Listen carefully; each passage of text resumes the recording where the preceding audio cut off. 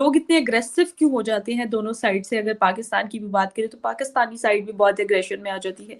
India की जानिब से बात करें तो इंडिया की जानिब भी जो है वो काफ़ी एग्रेशन में आ जाता है सूरत हाल, और कंट्रोवर्शियल स्टेटमेंट हम सुनते रहते हैं। तो क्या ओवरऑल आप क्या समझती हैं? देखिए, हमें गुस्सा इसलिए आता है बिकॉज़ पहले आप लोग एग्री करते हो कि भाई बायलैटरल ट्रीटी होनी चाहिए।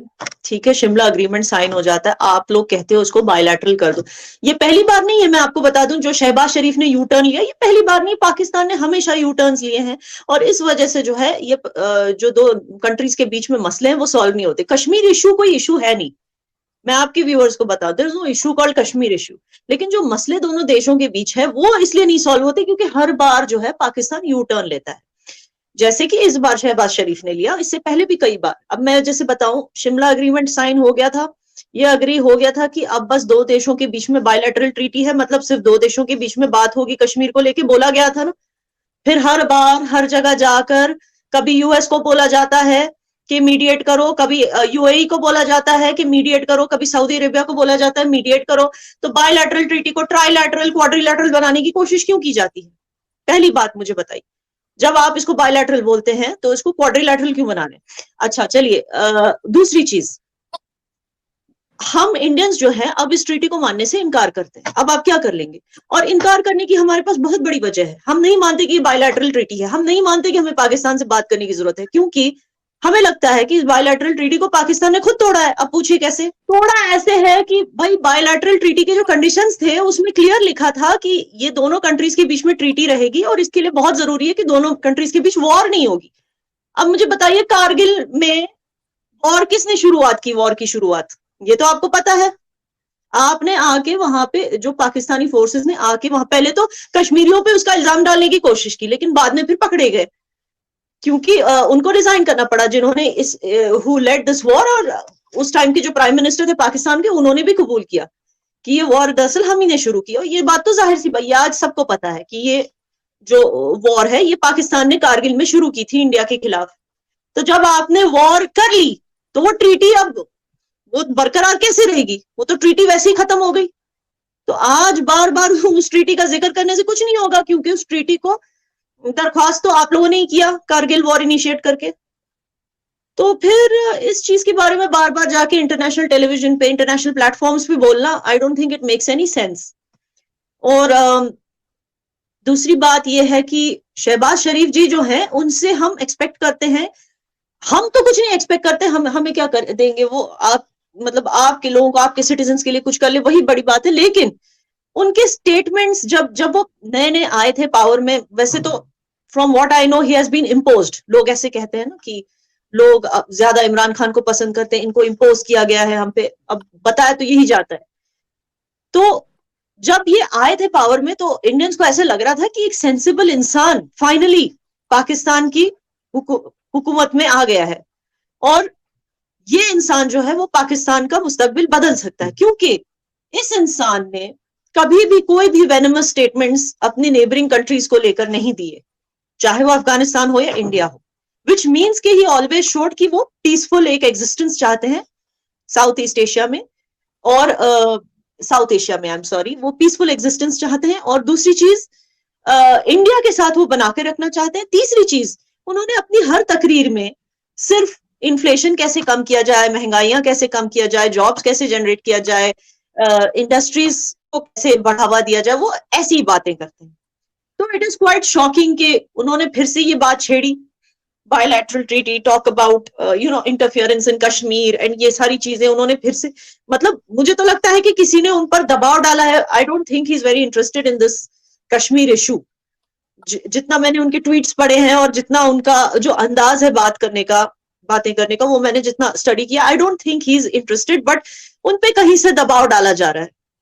It is very clear. इसीलिए एक चीज बोलते हैं कि we have learned our lessons after fighting wars with India. एक चीज एक बार वो बोलते हैं, फिर दूसरी तरफ वापस वो वही पुराना जो आप लोगों का जो डायलॉग रहा है हर एक जगह जाकर इंटरनेशनली, एक तो आप लोग एड मांगते हो, मतलब हेल्प मांगते हो दूसरी कंट्री से, दूसरा कश्मीर का मुद्दा उठा लेते हो। तो फिर उन्होंने वही बात की। सो इट फील्स लाइक कि किसी ने उन पर दबाव डाला है ये 370 की बात को उठाने का। मे बी आर्मी एस्टेब्लिशमेंट से उन पर दबाव पड़ा है, आई don't no. But I don't feel that he is very much interested in this, and I feel कि पाकिस्तानी आवाम को भी इसमें ज्यादा इंटरेस्ट लेने की जरूरत नहीं है इस वक्त। जो आपके हिस्से का कश्मीर है, जो उसकी वहां पे जो हालात है, जो आपको पता होगा, वीट की शॉर्टेज, लोड शेडिंग और ये सारी चीजें जो वहां पर हो रही हैं, आई थिंक पहले उसको काबू में लेना जरूरी है।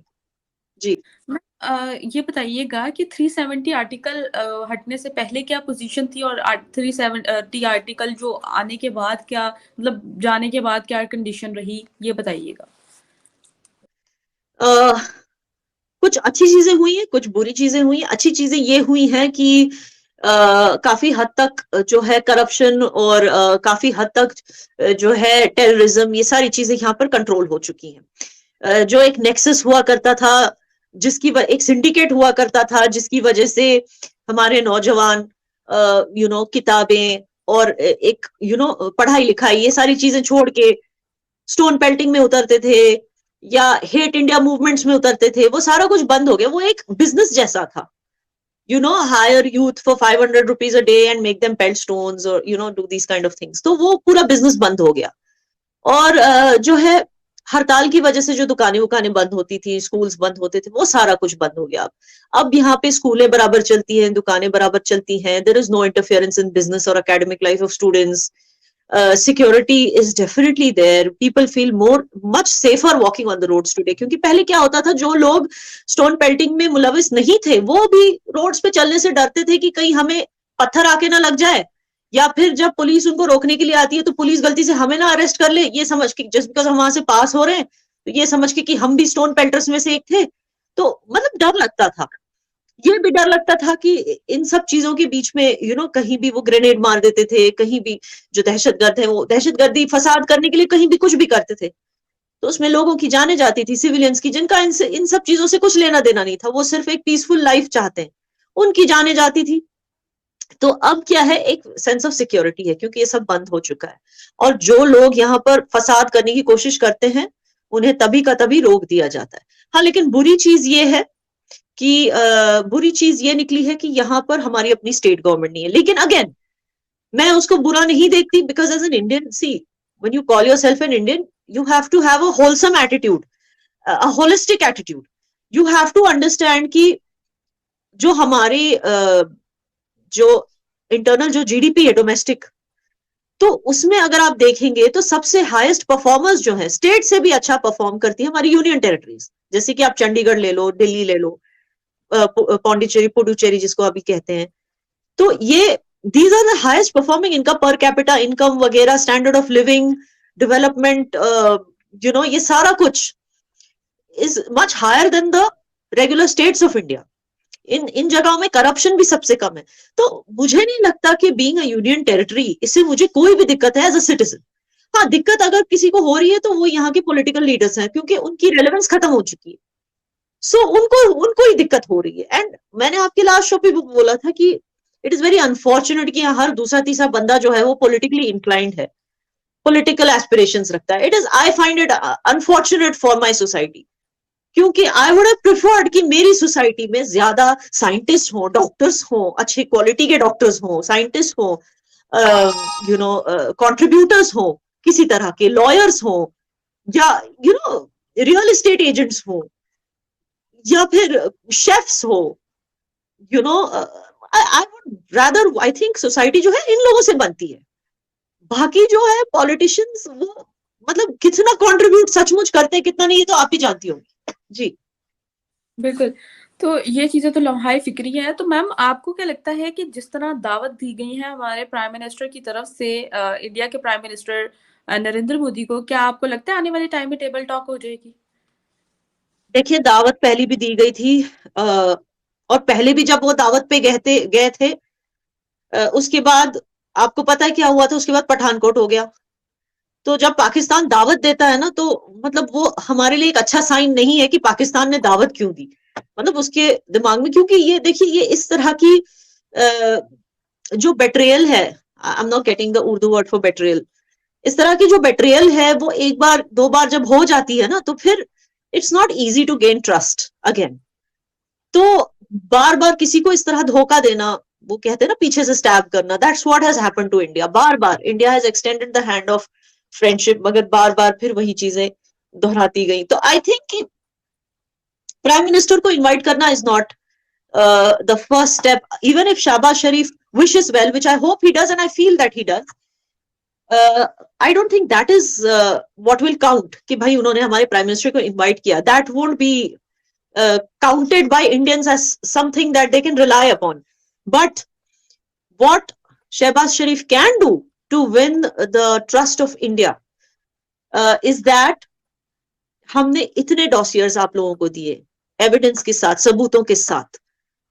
दाऊद इब्राहिम को हमारे हवाले करो, ज़कीउर रहमान को हमारे हवाले करो, ये सारे जो लोग हैं इनको हमारे हवाले करो, लेकिन आप लोगों ने सिर्फ इनको प्रोटेक्शन दी है। जिस दिन आप लोग इनको हमारे हवाले करेंगे उस दिन हम बात कर सकते हैं। मैम ये बताइएगा क्या डिफरेंस फील कर रही हैं वहाँ के कश्मीर, इंडिया के कश्मीर में और पाकिस्तान के कश्मीर में जो सर्कमस्टांसेस चल रहे हैं इकोनॉमी के हवाले से, क्या डिफरेंस फील कर रही हैं?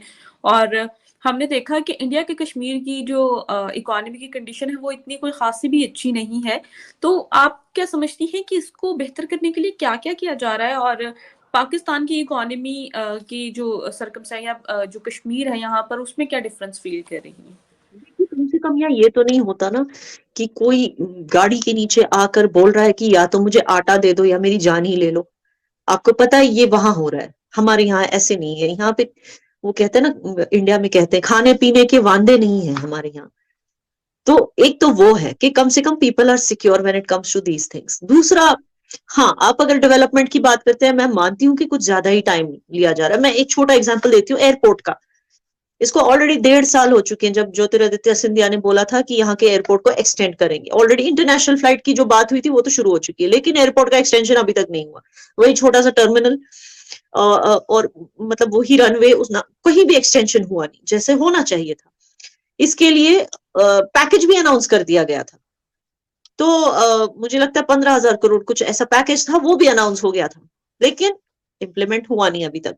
तो this is just one example. ऐसी बहुत सारे एग्जाम्पल्स हैं जो अभी तक इम्प्लीमेंट नहीं हुए। अब पहले 1 साल पहले तक मैं ये कहती थी, अपनी गवर्नमेंट को डिफेंड भी करती थी ये कहकर कि भाई कोविड है, तो कोविड की पैंडेमिक की इम्पैक्ट की वजह से ये सारी जो प्लान्स थी डेवलपमेंट की वो किक स्टार्ट नहीं हो सकी, ये मैं कहती थी, नो डाउट अबाउट। लेकिन अब तो वो जमाना भी नहीं रहा कोविड का। So I don't know why these things are taking time, because जब ये जो प्रोजेक्ट्स जो प्रॉमिस किए गए हैं, जिनके लिए बजट भी एलोकेट किया गया है, सैंक्शन किया गया है, जब ये किक स्टार्ट होंगे तो डेफिनेटली यहाँ पर जॉब जनरेशन होगी। और जो हालात हैं इस वक्त, अनफॉर्चुनेटली जॉब्स को लेकर, इट्स नॉट गुड। इवन आप देखिए कश्मीरी पंडित जो पीएम पैकेज के द्वारा आए थे, उनको कई महीनों से सैलरीज नहीं मिली है। और इवन आप देखिए पिछली कुछ दिन पहले भी रहबरे खेल के जो स्पोर्ट्स इंस्ट्रक्टर्स थे, उन्होंने भी प्रोटेस्ट किया। उनको बहुत ही मीजली सैलरी है और उसमें भी उनको मतलब प्रोटेस्ट करना पड़ा। तो द पॉइंट इज कि सैलरीज यहाँ पर बढ़ नहीं रही है, जॉब्स यहाँ जनरेट नहीं हो रही है जिस तरह से प्रॉमिस किया गया था, दैट्स अ फैक्ट। लेकिन जैसे मैंने कहा, खाने पीने के वादे नहीं है। हाँ, एयरपोर्ट एक्सटेंशन नहीं हो रहा है, लेकिन एयरपोर्ट तो है। तो इस तरह की चीजें यहाँ पर ठीक है, विंटर में कभी कभी पावर कट्स हो जाती है फॉर वेरी शॉर्ट टाइम, लेकिन कम से कम पावर तो है। ये नहीं कि 20-20 घंटे का लोड शेडिंग होता है जैसे आपके यहाँ के कश्मीर में। तो बहुत सारी चीजें हैं जिसके लिए I am very thankful to the government of India and I will always be, and I look forward to it कि आई हैव नो आइडिया कि किस रीजन की वजह से ये डिलेज हो रही है। मुझे पता है कि गवर्नमेंट सबसे बेस्ट चाहती है कश्मीर के लिए, it's undoubtedly they want the best for Kashmir and for Kashmiris, जिसके चलते हमारे गवर्नमेंट ने कुछ ऐसे भी डिसीजंस लिए हैं जो पाकिस्तान ऑब्जेक्ट भी कर रहा है जिनको, लेकिन our government doesn't care Pakistan क्या बोलता है, they still take two steps. For example Wular lake का जो डेवलपमेंट है, वुलर लेक में जो डेवलपमेंट किया, Pakistan was against that development. Pakistan बोलता है कि वो इंडस वाटर ट्रीटी के खिलाफ जाता है, लेकिन फिर भी जो हमारी गवर्नमेंट है, जम्मू कश्मीर गवर्नमेंट जो पहले थी और अभी जो सेंट्रल गवर्नमेंट है, they are working on full fledged development of Wular lake, जो चल भी रहा है इस वक्त। तो ऐसी कुछ चीजें हैं for which I am thankful. जी सही हो गया। तो मैम आपको क्या लगता है कि मैंने लास्ट एक इंटरव्यू किया, आपने शायद देखा होगा वो इंटरव्यू, कश्मीर के, पाकिस्तान के कश्मीर से मैंने एक एक्टिविस्ट को ऐड किया और इंडिया के कश्मीर से एक एक्टिविस्ट को ऐड किया। तो जब मैंने यहाँ पे जो वो स्टडी कर चुके हैं जो यहाँ के कश्मीर से यानी कि पाकिस्तानी कश्मीर से उनको मतलब जो मैंने उनके थॉट्स देखे हैं वो ये क्लेम करते हैं कि हमें एक अलग रियासत बना दी जाए। काफी जगहों से यानी कि काफी लोगों की मैंने एक ये थॉट्स देखी हैं। आप इस बारे में क्या कहेंगी कि अलग रियासत बनने का क्या कॉन्सेप्ट है कि मतलब क्या कॉन्सेप्ट है ये हमें अलग ही रियासत दे दी जाए? कुछ लोगों की ये भी परसेप्शन है। तो अगर अलग रियासत चाहिए तो फिर ये इंडिया पाकिस्तान की किस बात पे लड़ाई है? तो अगर अलग रियासत या आप मतलब इकट्ठी अलग ही नहीं रियासत हो जाएगी, क्या नहीं, पाकिस्तान की क्या लड़ाई? ये एक अलग एंगल है। नहीं, आई डोंट वांट अलग रियासत। मैं क्यों लूं अलग रियासत? I am very happy to be an Indian passport holder. I don't want my Kashmir economy to again go back to scratch and उसके ऊपर लोन्स बढ़ जाए। देखिए अभी तक जैसे लीडर्स हैं उन्होंने खास हमारा दिल जीता नहीं है, बहुत ज्यादा करप्शन में मुलविस थे। तो आई डोंट नो कि अगर हम अलग रियासत बन जाए तो फिर किस तरह के लीडर्स आएंगे। पहले तो लीडर्स को मतलब हम लोगों का भरोसा जीतना जरूरी है। एक प्रॉपर स्टेट गवर्नमेंट अगर आए जिससे हम खुश हैं तब शायद हम सोच भी सकें कि रियासत। लेकिन मैं तो नहीं सोचूंगी, कुछ लोग सोच सके कि शायद अलग रियासत होती तो अच्छी बात होती। लेकिन आई टेल यू व्हाट, अलग रियासत होने की डिसएडवांटेजेस ज्यादा है एडवांटेजेस से। कैसे मैं बताऊं? पहली बात तो लैंडलॉक्ड हो जाएगा पूरी तरह से Kashmir. Kashmir would be a landlocked country obviously.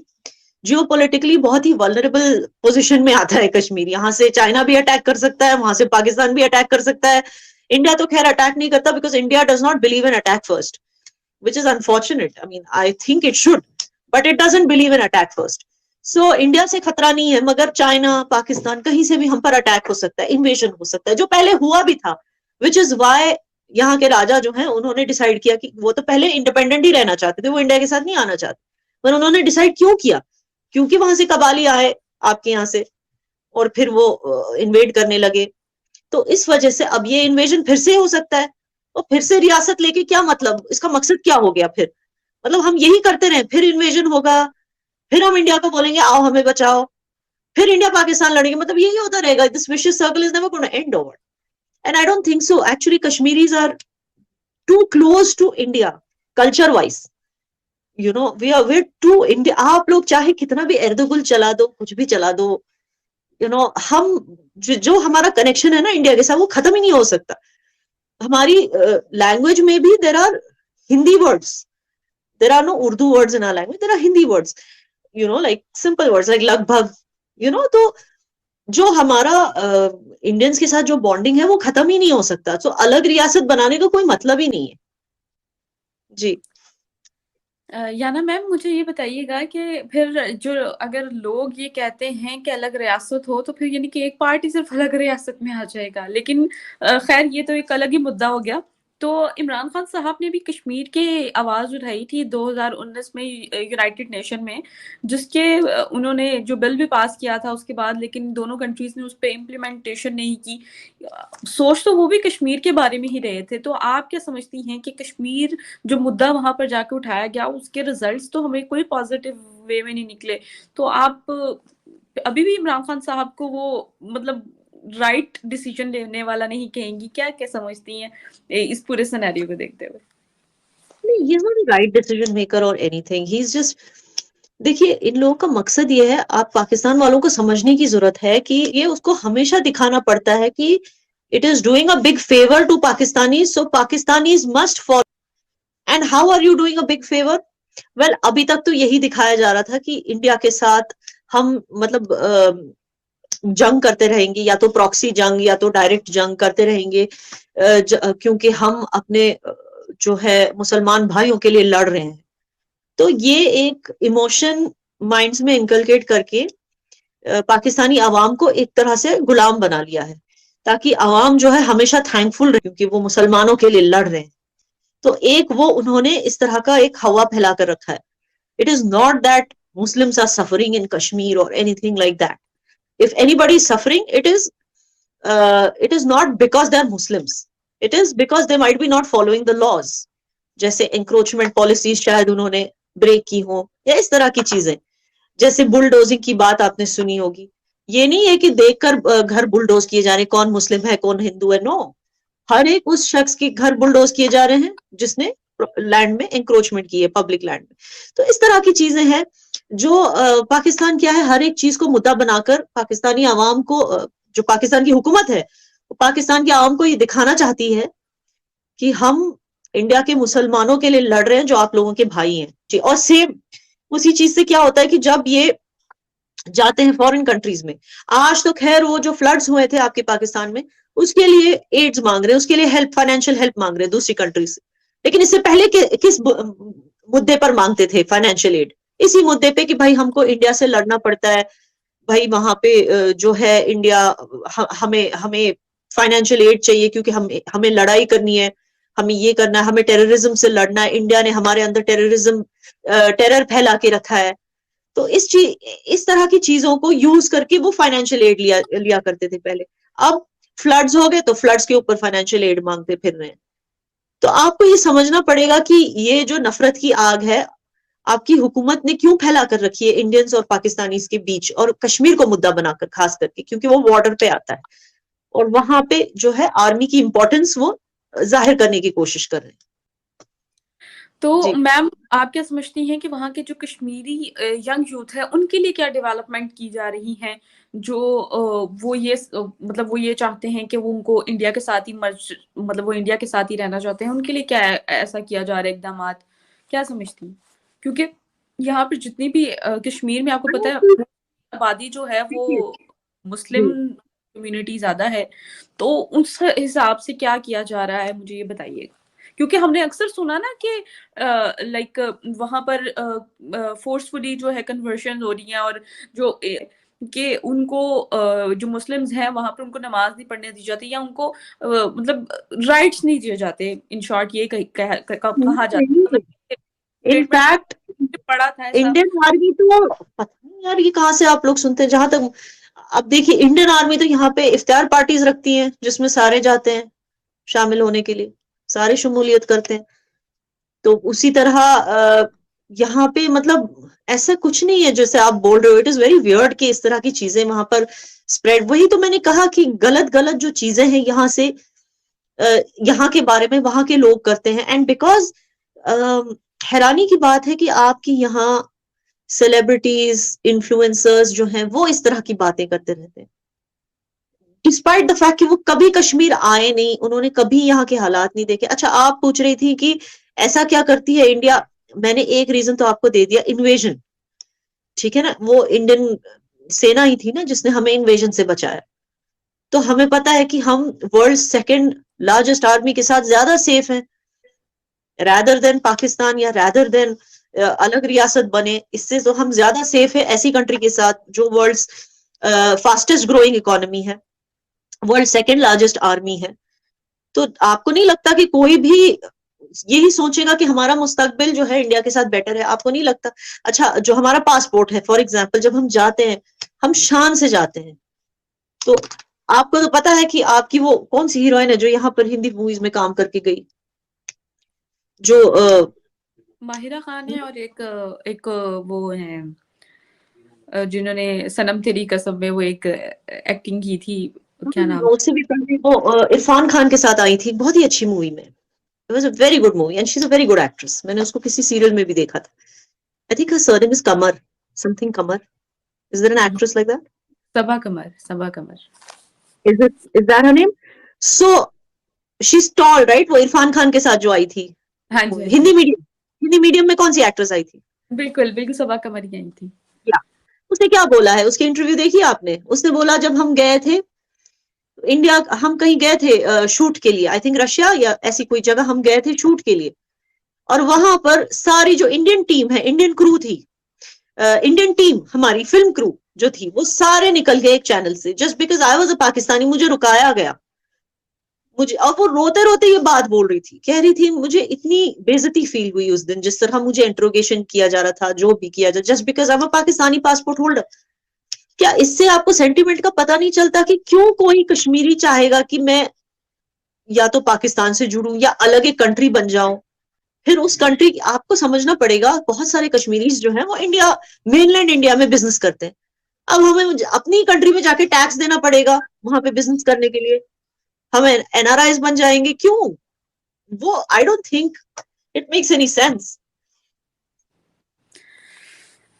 Ma'am बहुत शुक्रिया आपका कि आप हमारे व्यूवर्स के लिए आपने टाइम निकाला और काफ़ी चीज़ें जो हैं आपसे पता चलती हैं, और थैंक यू सो मच। और इसी तरह की डिबेट जो है वो जारी रहेगी आने वाले टाइम में। और मैं कुछ पाकिस्तानी कश्मीर के में कुछ जो एक्टिविस्ट हैं या जो काम कर रहे हैं, वर्किंग कर रहे हैं, सोशल वर्क कर रहे हैं, उनको भी ऐड करने की कोशिश करूँगी ताकि चीज़ों को बेहतर तरीके से क्लियर किया जा सके। और उनकी क्या थॉट्स हैं वो भी मैं जैसे मैं आप लोगों की थॉट्स अपने प्लेटफॉर्म के थ्रू वर्ल्ड में फैलाती हूँ, उनकी सोच भी मैं अपने प्लेटफॉर्म के थ्रू वर्ल्ड में जो है वो करने की कोशिश करूंगी।